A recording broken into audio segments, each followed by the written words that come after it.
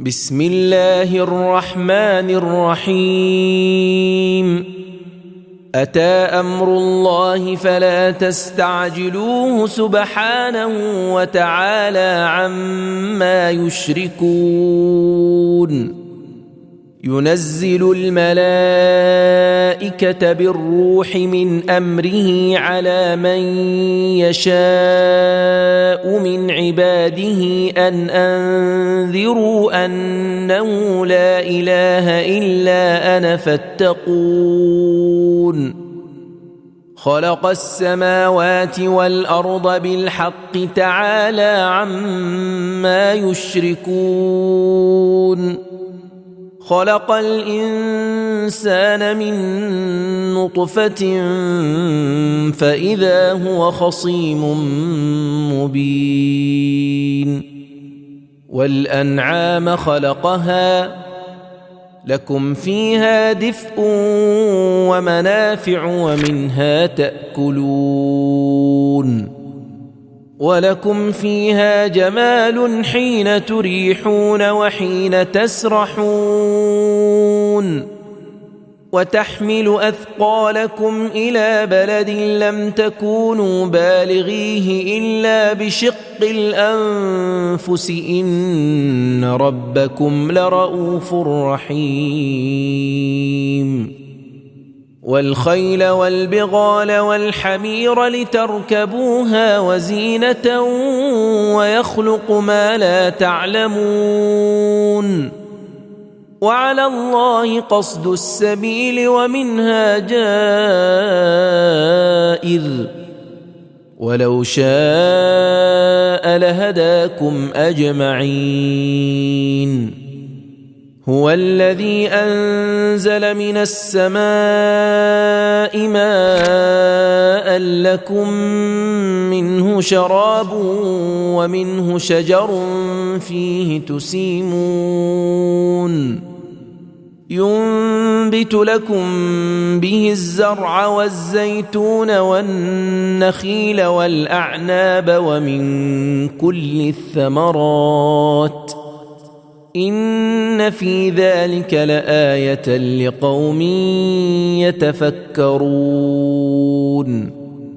وسخر لكم الليل والنهار والشمس والقمر والنجوم مسخرات بأمره إن في ذلك لآيات لقوم يعقلون وما ذرأ لكم في الأرض مختلفا ألوانه إن في ذلك لآية لقوم يذكرون وهو الذي سخر البحر لتأكلوا منه لحما طريا وتستخرجوا منه حلية تلبسونها وترى الفلك مواخر فيه ولتبتغوا من فضله ولعلكم تشكرون وألقى في الأرض رواسي أن تميد بكم وأنهارا وسبلا لعلكم تهتدون وعلامات وبالنجم هم يهتدون أفمن يخلق كمن لا يخلق أفلا تذكرون وإن تعدوا نعمة الله لا تحصوها إن الله لغفور رحيم والله يعلم ما تسرون وما تعلنون والذين يدعون من دون الله لا يخلقون شيئا وهم يخلقون أموات غير أحياء وما يشعرون أيان يبعثون إلهكم إله واحد فالذين لا يؤمنون بالآخرة قلوبهم منكرة وهم مستكبرون لا جرم أن الله يعلم ما يسرون وما يعلنون إنه لا يحب المستكبرين وإذا قيل لهم ماذا أنزل ربكم قالوا أساطير الأولين ليحملوا أوزارهم كاملة يوم القيامة ومن أوزار الذين يضلونهم بغير علم ألا ساء ما يزرون قد مكر الذين من قبلهم فأتى الله بنيانهم من القواعد فخر عليهم السقف من فوقهم وأتاهم العذاب من حيث لا يشعرون ثم يوم القيامة يخزيهم ويقول أين شركائي الذين كنتم تشاقون فيهم قال الذين أوتوا العلم إن الخزي اليوم والسوء على الكافرين الذين تتوفاهم الملائكة ظالمي أنفسهم فألقوا السلم ما كنا نعمل من سوء بلى إن الله عليم بما كنتم تعملون فادخلوا أبواب جهنم خالدين فيها فلبئس مثوى المتكبرين وقيل للذين اتقوا ماذا أنزل ربكم قالوا خيرا للذين أحسنوا في هذه الدنيا حسنة ولدار الآخرة خير ولنعم دار المتقين جنات عدن يدخلونها تجري من تحتها الأنهار لهم فيها ما يشاءون كذلك يجزي الله المتقين الذين تتوفاهم الملائكة طيبين يقولون سلام عليكم ادخلوا الجنة بما كنتم تعملون هل ينظرون إلا أن تأتيهم الملائكة أو يأتي أمر ربك كذلك فعل الذين من قبلهم وما ظلمهم الله ولكن كانوا أنفسهم يظلمون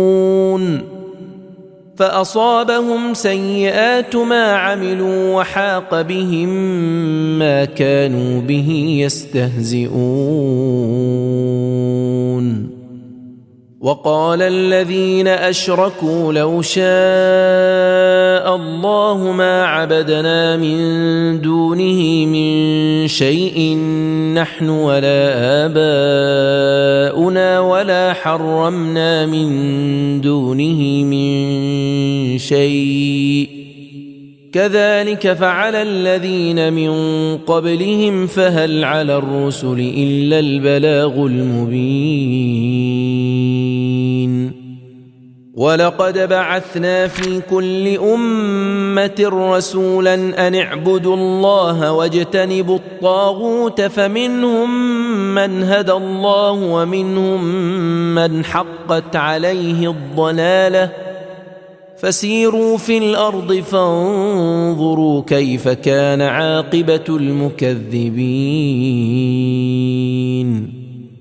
إن تحرص على هداهم فإن الله لا يهدي من يضل وما لهم من ناصرين وأقسموا بالله جهد أيمانهم لا يبعث الله من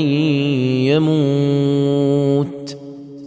بلى وعدا عليه حقا ولكن أكثر الناس لا يعلمون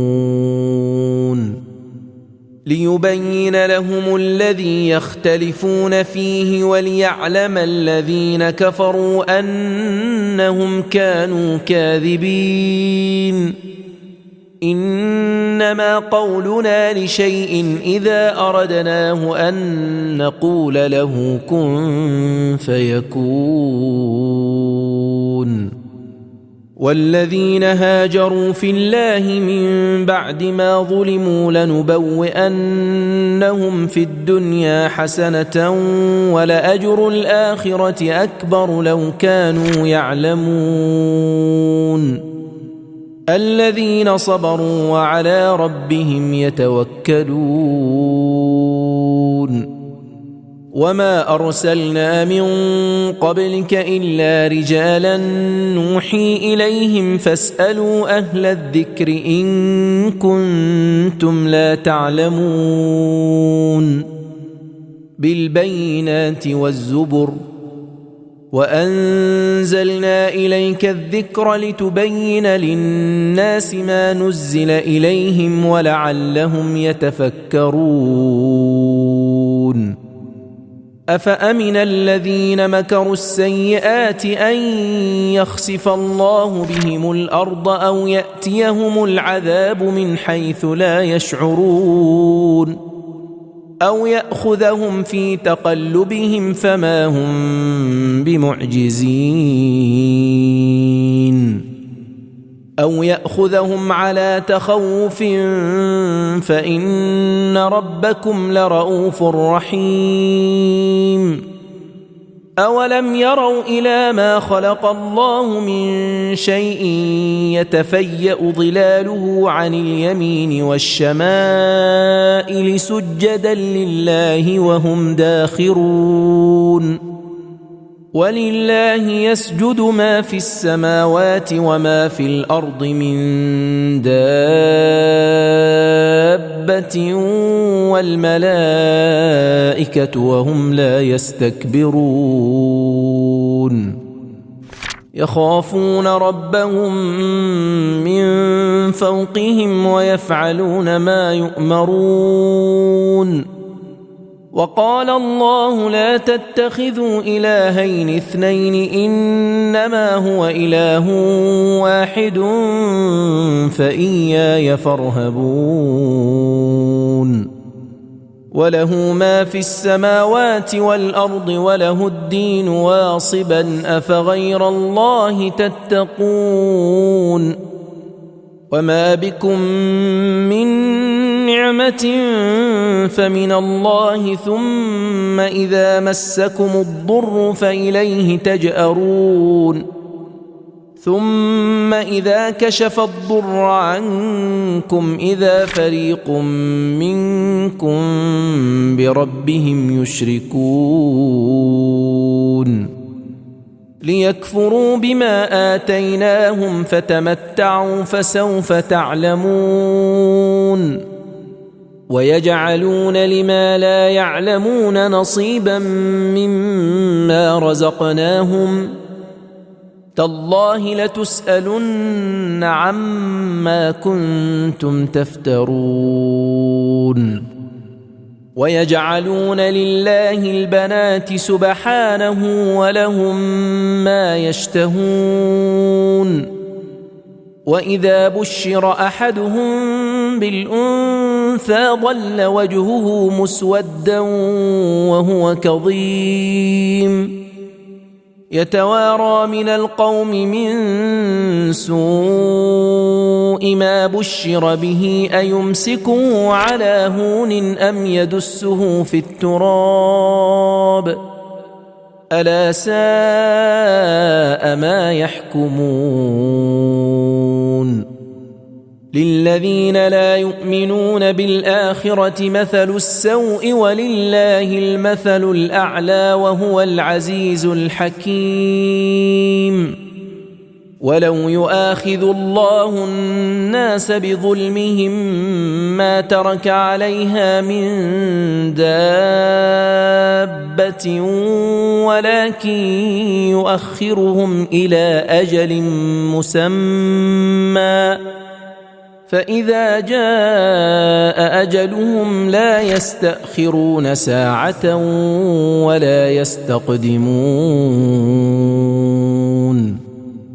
ويجعلون لله ما يكرهون وتصف ألسنتهم الكذب أن لهم الحسنى لا جرم أن لهم النار وأنهم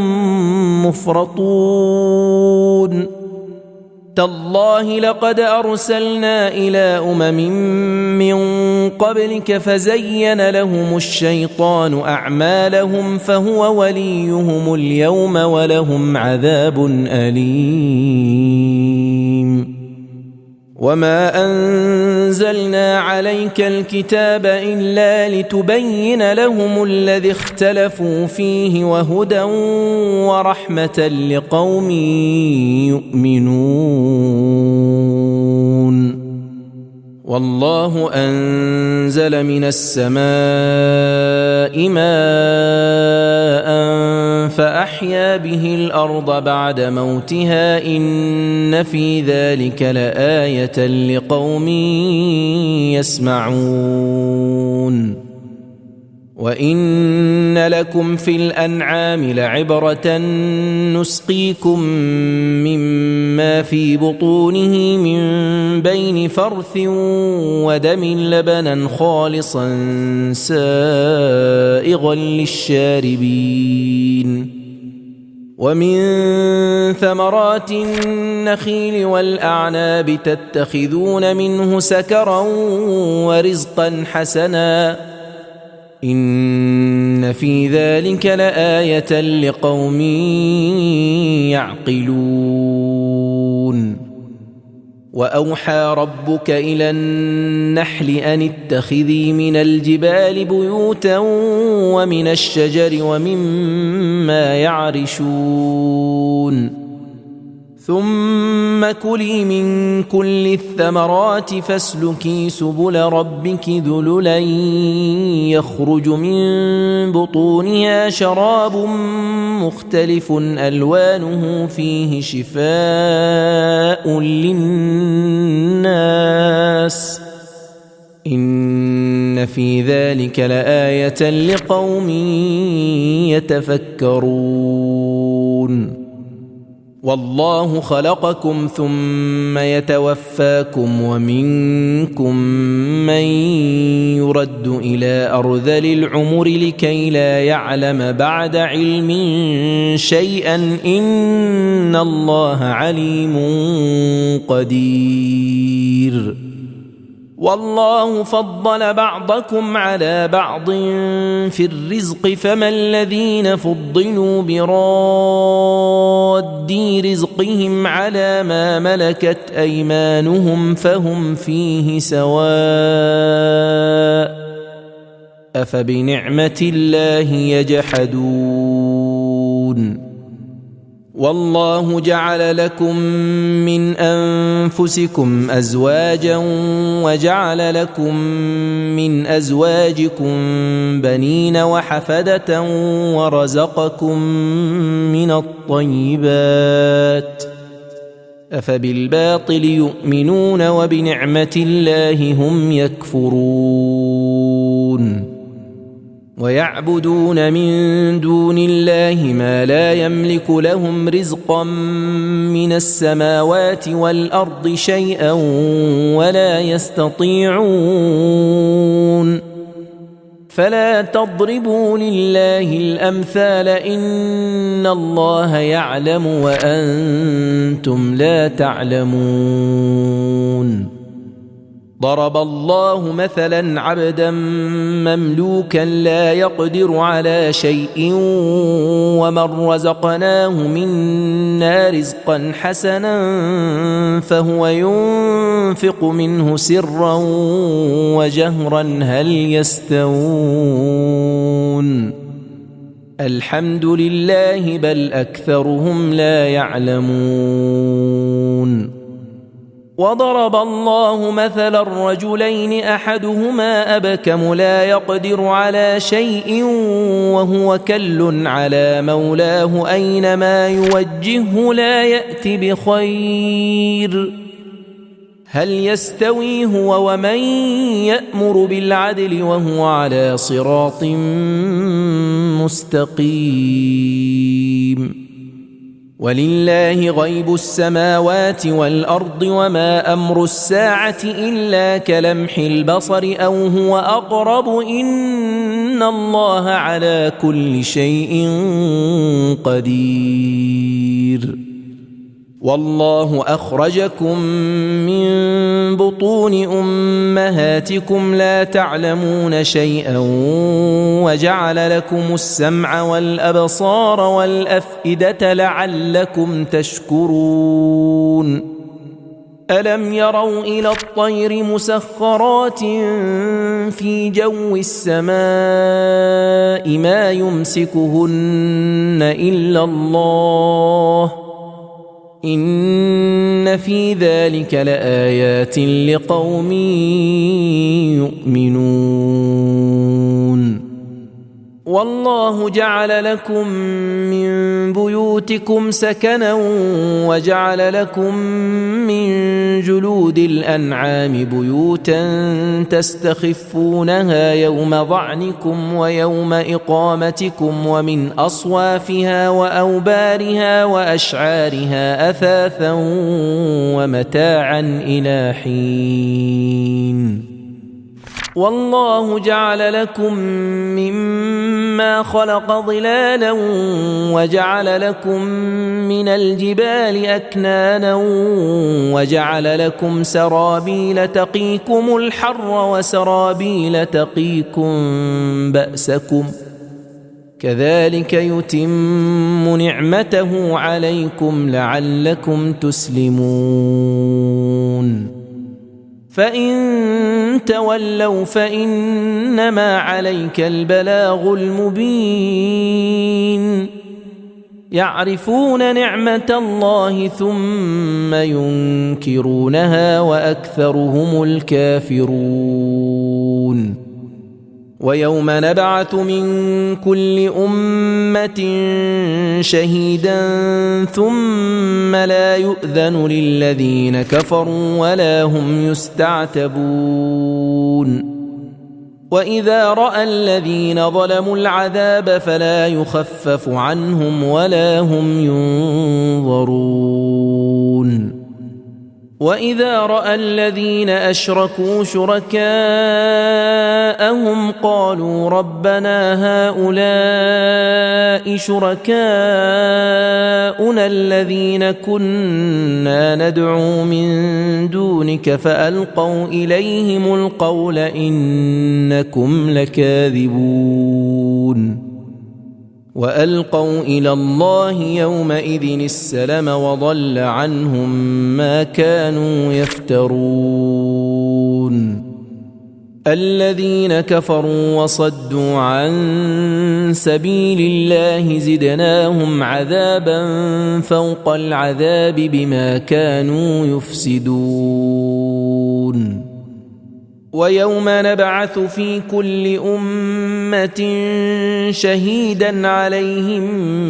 من أنفسهم وجئنا بك شهيدا على هؤلاء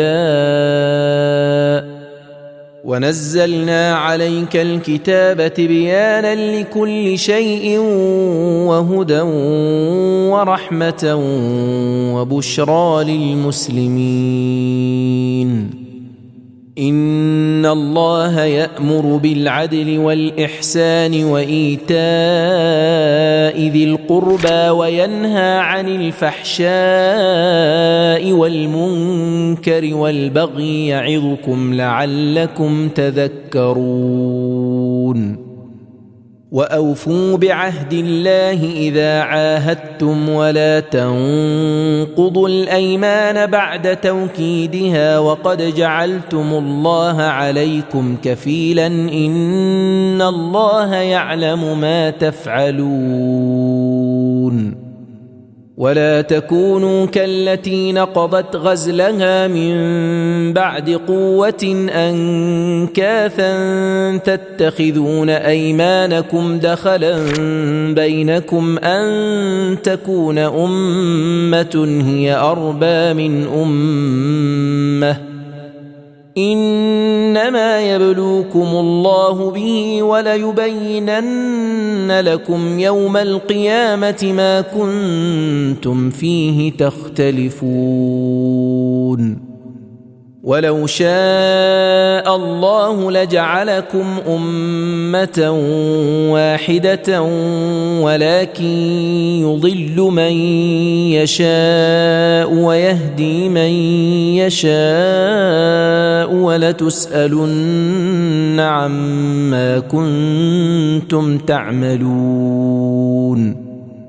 ولا تتخذوا أيمانكم دخلا بينكم فتزل قدم بعد ثبوتها وتذوقوا السوء بما صددتم عن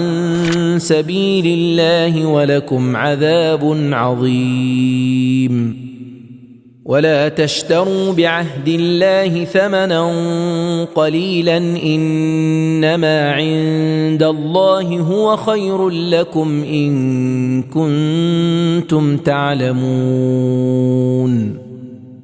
ما عندكم ينفد وما عند الله باق ولنجزين الذين صبروا أجرهم